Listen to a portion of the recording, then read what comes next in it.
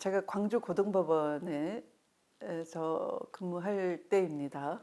그런데 제가 그 광주 고등법원 전에 인천지방법원에서 근무할 때가 어떻게 보면은 격동기라고 할 수가 있어요. 그 시절이 이제 김대중 대통령이 87년에 낙선을 하셨고, 그 다음에 3당 합당이 있었고요. 그리고 또 김영삼 대통령한테 또 패배를 하셨고, 그러니까 김영삼의 3당 합당은 참다운 정권 교체로 가는 길을 한 4년 정도 지체시킨 거나 마찬가지죠. 그런 상태에서 제가 그 앞에 그 춘천지방법원에서 자주 시국 사건에 대해서 저의 소신을 관찰하고 해내기 때문에 법원 행정처에는 제가 굉장히 특이하고 말 안 듣는 판사로 이렇게 딱 찍혀 있었어요. 그런 다음에 이제 인천지방법원으로 보내지면서 요주의 인물 비슷하게 신신당부를 했던 것 같아요. 저 판사한테는 쉽게 사건 맡기지 말고 좀 이렇게 눈에 안 띄는데 이렇게 가다 이렇게 두라라고 해서 제가 처음에 가사부, 그러니까 이혼 그런 사건 전담하는 가사부에 배속이 됐어요. 가사부 부장님도 역시 약간 좌천되신 분이거든요. 부장님과 제가 그 출퇴근 방향이 같았어요. 서초동에서 인천지방법원까지 교통이 좋지 않아서 승용차로 한 2시간 소요됐는데, 집에 일찍 나가서 이제 부장님이 그 부장님 차로 이렇게 카풀을 해주시는 거예요. 그러면 제가 이제 얻어 타고 가면서 앞에 있었던 시국 얘기, 여러 얘기를 하다 보니까 부장님하고는 남들한테 하지 못하는 얘기도 다 털어놓게 된 거죠. 제가 이렇게 억울한 일이 있었는데요. 저 고립시켜 버리더라고요. 그래서 저 이렇게 좌천이 됐어요. 부장님도 마찬가지 신세시고 의기투합할 때가 많았던 거죠.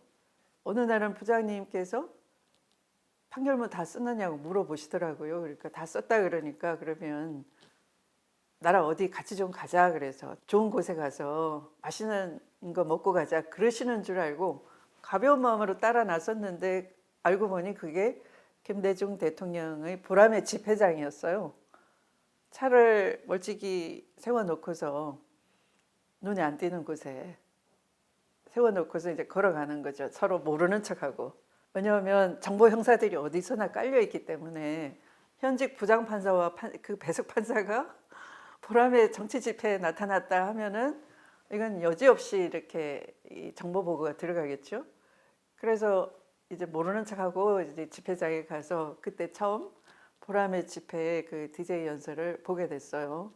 뭐 그런 이 추억도 있고 한데 제가 이제 광주 고등법원에 내려와 있으니까 이분께서 이제 그 여름날 이제 오셔서 새정치국민회의가 출발한다.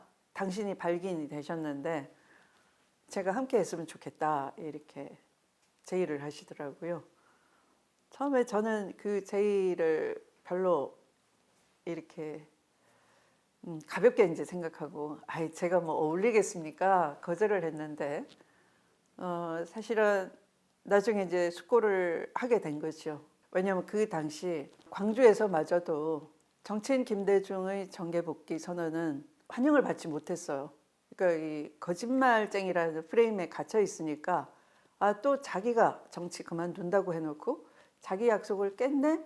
이런 식으로 언론이 프레임을 만들어 버리니까 이분이 있어야지만 그 당시 야당은 구심점이 없었던 때인데 이 지금의 그 무능한 통치를 종식시키고 진짜 민주주의 시대를 열 수 있다 이런 희망을 가졌어야 됨에도 불구하고 메시지보다는 메신저 공격하기 바빴던 거죠. 그 당시에. 그러니까 이 DJ가 어떻게 보면 정권 교체의 유일한 대안일 수밖에 없었던 것인데 그걸 고향 광주에서마저도 인정을 하기가 어려운 분위기였단 말이에요. 이럴 때는 뭔가 이렇게 서로 나서서 도와주고 돌파구가 필요하겠구나. 제가 가진 것은 미약하지만 어쩌면 힘이 돼 드릴 수도 있겠다라는 생각으로 이제 바꾸게 되는 과정이 있었어요. 이제 그게 이제 제 남편이 전북 정읍에서 이제 변호사를 하면서 이제 제가 있는 광주에서 같이 출퇴근을 하게 됐는데 아무개 부장님이 오셔가지고 발기인되셨다는 안부를 얘기를 하시면서 같이 좀 하자 그러는데 어때? 이랬더니 남편이 굉장히 적극적인 거죠. 아, 저도 지금의 제가 경험한 그 사법부 행태는 결국은 군부 독재와 또 군부 독재와 손잡은 김영삼 정권 아래에서는 사법부가 제 기능을 할 수가 없다라는 생각은 늘 갖고 있었기 때문에 역시 정치 민주화가 먼저 이루어져야 되겠구나. 그건 김대중밖에 할 수가 없다. 그러면 내가 이분을 도울 수 있는 힘이 된다면 해야 되겠구나라는 결심을 굳히고 이제 나중에 이제 여러 차례 만나면서 그러면 최종적으로 제가 결심하기 전에 김대중 선생님을 한번 뵙고 결심하고 싶다. 사실은 뭐 그런 큰 정치인을 제가 이렇게 말한다고 해서 쉽게 만난다는 생각은 안 하고 그렇게 툭턱 이렇게 던지듯이 말씀드려봤더니 갑자기 연락이 왔어요. 일요일 날 만나러 오라고. 그날이 그러니까 금요일이었던가 그래요. 그러니까 내일 모레 일요일 날 만나러 오라 그러니까 얼마나 당황스럽겠어요. 그래서 이제 밤새 잠 한숨 못 자고 제일 먼저 했던 일이 사직서를 써는 일이었어요. 왜냐하면 아직 저는 결심이 안 섰거든요. 미지의 길을 내가 과연 내 순수한 마음은 돕고 싶다인데 이게 통할지는 알 수가 없는 거잖아요. 그러나 일단 덜퍼덕 만나달라고 했는데 만나주겠다 올라오라 이렇게 되니까 큰일 났네. 여태 배운 것이 사법부 스스로 정치에 걸어가서도 안 되고 정치 중립적이어야 되는데 내가 몰래 큰 정치인을 주말에 만나고 왔다? 혹시 이거 나중에 알려지게 되면 우리 사법부가 내가 몸담고 여기가 부담을 안겠네? 그래서 이제 사직서를 먼저 써가지고 출근하자마자 그 원장실로 올라갔어요. 그 원장님이 뭐 굉장히 놀라시면서 왜 그런 일이 있으면 우리가 다 가족인데 왜 미리 상의를 안 했느냐. 한편 섭섭하고 원망도 하시고 안타깝기도 하고요. 어떻게 보면 선배로서 조언을 해줄 수가 있는 건데 그러니까 어이추 판사 아직 결정한 거 아니지 않소? 예, 만나보고 결정하기로 했습니다. 그러면 만나보고 그 길이 아니면 어떡할 건데 그러면 변호사의 길을 가야죠. 그러지 말고 내가 이거 서랍에 넣어놓고 기다릴 테니까 아니면 그냥 이거 없었던 일로 하고 월요일부터 제대로 근무해 이렇게 하시더라고요. 원장님 그거 아닙니다. 일단 일요일 날 만났다는 사실 자체가 우리 법원에 부담을 드릴 수가 있습니다. 하고 이제 내려왔어요. 왔더니 지역 방송에서 이미 제 사무실로 쳐들어왔어요. 정당에서 먼저 얘기를 해버린 것 같아요. 그래서 인터뷰를 하자 막 들이대는데 인터뷰를 할 수가 있나요? 그래서 이거는 이런 프로세스를 내가 원치도 않고 지금 아직 그럴 때가 아니다 그러고 이제 돌려보냈어요. 그래서 주말에 트렁크에 이제 짐 싸고 영문 모르는 우리 애들 데리고 온 식구가 이제 서울에 올라왔어요. 와서 이제 그 토요일 날 그렇게 어이없는 하루를 보내고 일요일 날 그 만나 뵙기로 한 서교 호텔 중식당으로 이제 갔어요. 좀 먼저 가서 기다리고 있는데 그 여사님하고 휠체어에 앉으신 김대중 총재님께서 들어오셨어요. 근데 굉장히 그냥 힘이 없으신 노인 한 분을 보게 된 거죠. 저도 아까 그 보람의 집회에서 막 그 대중연설의 후광이 이렇게 딱 비치는 포효하는 우리나라 민주화의 그 산 증인으로서의 큰 거물 정치인을 상상을 했는데 그 모습만 기억하는데 갑자기 이렇게 굉장히 힘이 없어 보이시는 어르신 한 분이 이렇게 맞닥뜨려지니까 큰일 났네. 내가 잘못 결정한 거 아니야? 내가 너무 빨리 결정하는 기질이 좀 있는데 지금 그런 것 같은데 이렇게 좀 약간 어두워지는 거예요, 마음이. 뭐라고 표현할 수가 없어서. 그리고 이제 앉아 있는데 이제 서로 이렇게 어색한 순간이 좀 지나고 이렇게 중국 음식이 차례대로 나오고 이제 하면서 얘기를 이끌어 가시더라고요. 꽤 긴 시간이었는데 주로는 당신께서 어떤 신념, 양심 이런 걸 가지고 맞닥뜨린 그 시대에 당신은 어떤 행동을 해 오셨고 네, 어떻게 삶을 개척해 오셨는지를 그 정치 인생을 쭉 얘기를 하시는데 이제 그때 들은 얘기가 도쿄 납치, 그다음에 생還과정, 배에서 무거운 돌을 매달아서 빠뜨리고 헬리콥터 소리가 들려서 드디어 나를 구원하는구나, 내 간절한 기도가 통했구나, 그때 예수님을 정말 봤다. 그러니까 그런 종교적인 확고한 믿음, 그 속에서 어떤 박해도 당신한테는 오히려 거꾸로 차라리 내가 이걸 받아들이고 내가 이거 이렇게 해야지만 이 순환을 받아들여야 내가 국민과 우리 나라를 지킬 수 있구나 하는 오히려 그 더 강인해져가는 그런 그 모습을 이렇게 대화를 통해서 확인이 되는 거잖아요. 그 얘기에 이제 몰입이 되면서 차츰 이제 원래 처음에 가졌던 걱정이 이제 눈 녹듯이 사라지고 이런 분을 내가 꼭 도와드려야 되겠구나. 그래서 사실은 이미 만난다는 그 자체는 제가 사표도 쓰고 올라왔기 때문에 도와드리고 나중에 변호사도 되잖아요. 그래서 저는 별로 그 정도로 당신께서 뭐 진지하게 설득을 안 해도 이미 돕기로 절반은 결심하고 왔으니까 대강 그 확인만 하셔도 되는 건데 그 긴 얘기를 하시면서 제가 드는 생각은 제가 뭐라고 저같이 한 젊은 사람을 설득해 보기 위해서 이렇게 당신은 정말 진지하게 어려운 얘기임에도 불구하고 이런 말씀을 찬찬히 하시는구나. 그러니까 더 인간적으로 그 매력이 느껴지는 거예요. 이분의 인품이 이런 분이구나. 참 잘못 알려졌구나. 그런 생각이 많이 들었죠. 주로는 뭐 남의 말 잘 안 듣는다 뭐 그런 얘기들이잖아요. 근데 마음을 얻기 위해서 이분은 최선을 다하시는 분이구나. 이제 그런 그 첫 대면에서 굉장히 저는 좋은 인상을 받게 된 거죠. 그래서 이제 도와드리겠다 하고 그다음에 이제 입당문서 쓰게 하시고 그러니까 이건 내가 이제 계약서 쓰듯이 쓰고 나면 입장을 못 바꾸는 거죠.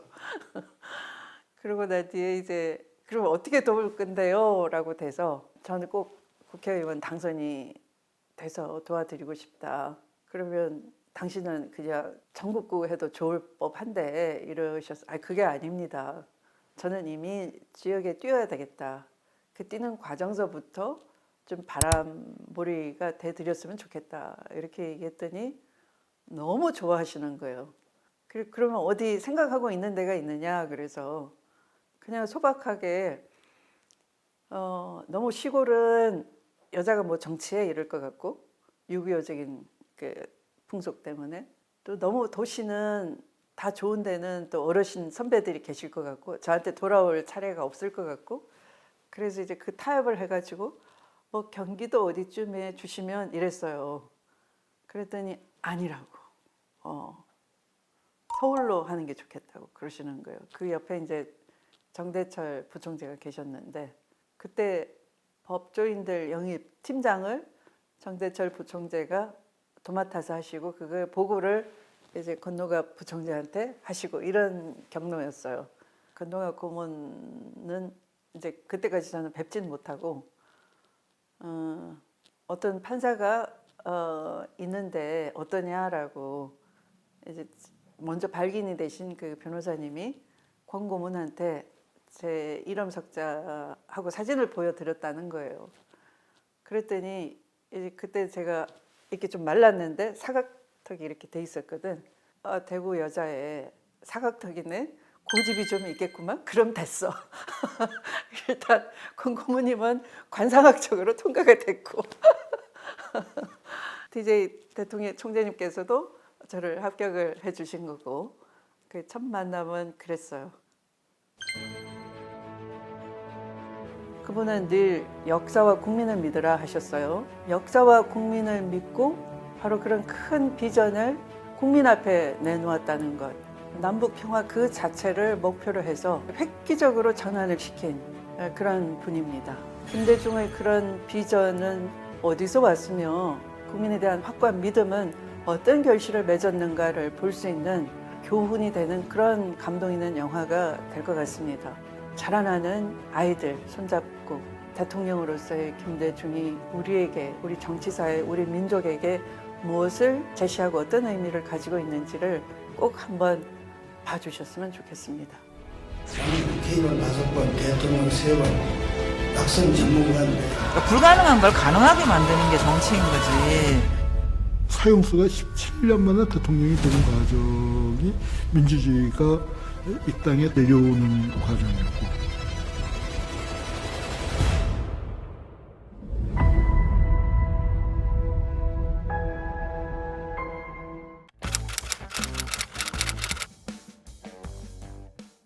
저는 그렇게 해서 이제 그 서울을 어떤 각오를 세웠냐 하면 제 남편이 그러더라고요. 애초에 이제 그 정치에 도와드리고 싶은데 그러면 꼭 당선이 돼야 되는 거 아니냐. 근데 제가 고민을 털어놨어요. 당신은 시골 변호사여서 나한테 도와줄 수 있는 돈이 없고, 겉보기는 다 좋죠. 남편 변호사의 뭐 부인 판사 이러면 이 돈도 좀 있겠네 이렇게 생각을 할 수 있지만 실상은 이제 시골 변호사에다가 거의 뭐 무죄 사건, 억울한 사건만 쫓아다니느라고 그냥 전전긍긍 하는 것이고, 저도 제 월급 받아서 온 식구 먹여 살리고 이렇게 지냈기 때문에 정치를 이런 상태에서 할 수 있을까? 그러니까 제 남편이 아니, 돈을 가지고 하는 정치는 너 아니고도, 당신 아니고도 누구나 다 합니다. 돈 없이도 되는 정치를 한번 만들어 보세요. 그렇게 얘기를 하더라고요. 근데 그게 굉장히 말이 안 되는데도 자극을 주는 거예요. 아, 그러네. 그 명분 되네. 그러면 선거운동을 그렇게 해야 되겠다. 이번에 한번 서울에서 DJ가 해보라고 하셨으니까 그러면 서울 지역구가 내가 들어갈 어딘가 있다는 건데 그거가 나한테 돌아오면은 내가 아예 여기를 하나의 정치 학습장으로 만들어 버리겠다. 돈 없는 정치, 돈 없는 선거풍토 가능하다는 걸 한번 모범적으로 보여드리겠다. 이렇게 이제 결심을 세웠는데 제가 대접받기를 바라는 사람이 아니거든요. 그러니까 대통령께서 제가 그 감명 깊었던 인생이 어떤 건가 하면 당신이 어떤 탤런트가 있다는 것, 대중을 설득시키고 또 복잡한 얘기를 쉽게 정리하고 기억력이 뛰어나시고 비상하시고 이런 능력이 있다는 것을 당신이 엘리트로 출세하기 위해서 써먹으신 게 아니에요. 이분은 만약에 사법시험을 봤다 그러면 1등을 하실 분이에요. 얼마나 필력이 좋으십니까? 얼마나 논리적이십니까? 그 정도면 다 최고점 받으세요. 그러면 지금은 엘리트 대법관으로 기록됐을 수가 있어요. 그런데 그런 출세의 길을 가신 게 아니고 그분의 역량을 이 민족을 위해서 다 쓰신 거거든요. 그러니까 미국 망명생활 중에서도 한국 민주주의를 빨리 복구해야 된다. 알리기 위해서 미국 조야의 모든 분들을 만나고 싶어서 1분 1초를 아껴서 쓰신 분이잖아요. 네. 그러니까 저도 여기 들어와서 내가 이러네 하고 나 대접해 주세요 라는 생각은 눈꽃만큼도 해본 적이 없고요. 오히려 제가 시키지도 않은 일을 찾아서 하고 저 이런 일 하고 싶습니다 라고 달려가면은 굉장히 금방 통하세요. 길게 설명을 안 해도. 그러니까 96년에 제가 초선 당선이 됐을 때 새정치국민회의가 출발을 해서 많은 영입인재도 들어오고 했지만 안타깝게도 대통령과 동고동락을 함께 했던 후보들은 거의 많이 떨어졌어요. 그러는 바람에 그때 80석이 안 됐거든요. 그러니까 79석 가지고 절망을 하셨어요. 이분이 이제 한 2, 3일 그 침묵 지키시다가 96년 총선 결과를 받아들고 겨우 기력을 회복하셔서 우리에게 힘을 주시느라고 전투에서는 질 수 있다. 그런데 전쟁에서 승리하면 된다. 여기에 너무 그 개념하지 마라. 이렇게 하시면서 이제 북돋워 주셨어요. 그래서 이제 저도 결국은 다음 대선에서 이분을 통해서 참다운 정권 교체를 하지 못하면 또다시 민주주의는 후퇴할 수밖에 없겠다.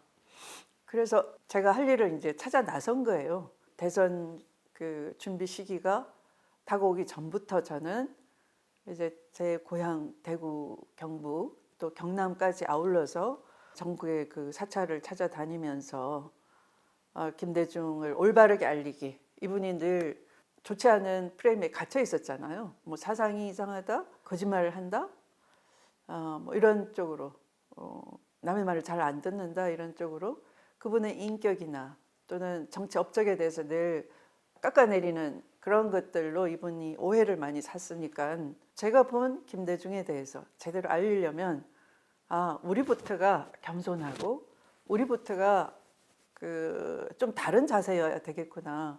그래서 굉장히 자세를 낮추어서 그분들이 마음을 열기까지 기다려주고 하느라고 한 번 갔던데도 그냥 표 달라고 왔다 소리 절대 안 하고 그냥 진심을 다해서 성심을 다해서 방문하고 그분들이 마음이 열 때까지 또 가고 했던 거죠. 그래서 나중에 그분들이 궁금해서 물어볼 때까지 기다려준 거죠.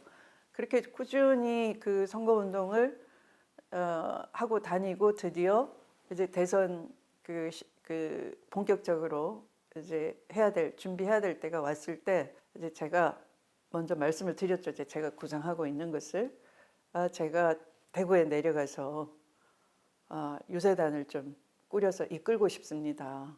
제가 당장 대구에 짐 싸갖고 내려가서 그렇게 하겠습니다. 그랬더니 너무 좋아하시는 거예요.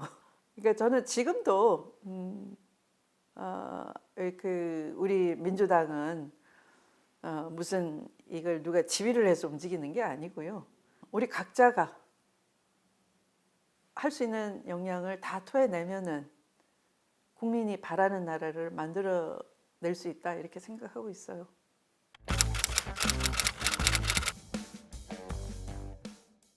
많이 했어요. 그러니까 그 전에 어땠냐를 봐야 되는 거죠.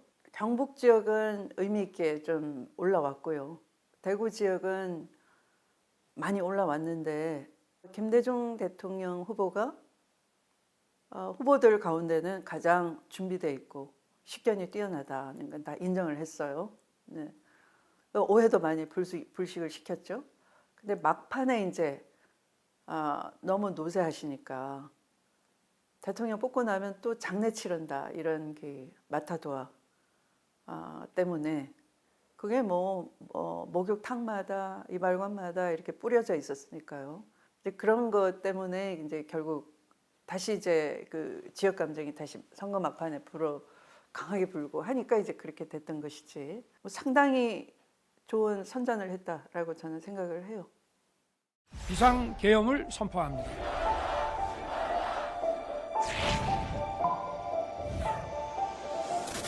정부가 결국 구제금융을 신청하기로 했습니다.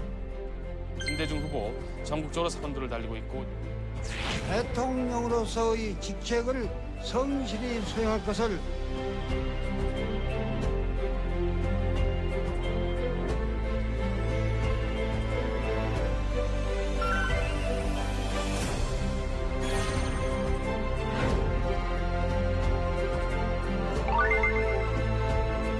정말 김대중 대통령 같은 정치인이 있었나? 환생을 했으면 좋겠다는 생각이 들어요.